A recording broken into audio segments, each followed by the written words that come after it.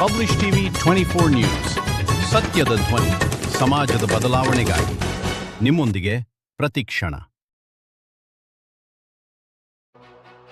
ಸಾಮಾಜಿಕ ಜಾಲತಾಣಗಳಲ್ಲಿ ಜನಪ್ರತಿನಿಧಿಗಳ ಕಾರ್ಯವೈಖರಿಯನ್ನ ಸಾರ್ವಜನಿಕರು ಪ್ರಶ್ನಿಸುವ ಟ್ರೆಂಡ್ ಹೆಚ್ಚಾಗ್ತಾ ಇದ್ದು, ಇದೀಗ ಕೇಂದ್ರ ಸಚಿವ ಪ್ರಹ್ಲಾದ್ ಜೋಶಿ ಅವರ ಕ್ಷೇತ್ರದಲ್ಲಿ ನಡೆದಿರುವ ಅಭಿವೃದ್ಧಿ ಕಾಮಗಾರಿಗಳು ಹಾಗೂ ಅವರ ಕಾರ್ಯಕ್ಷಮತೆಯ ವಿವರಗಳನ್ನು ಅಧಿಕೃತ ವೆಬ್ಸೈಟ್ ಮೂಲಕ ಯುವತಿಯೊಬ್ಬರು ಪರಿಶೀಲಿಸಿರುವ ವಿಡಿಯೋ ಸಾಮಾಜಿಕ ಜಾಲತಾಣಗಳಲ್ಲಿ ಭಾರೀ ವೈರಲ್ ಆಗಿದೆ.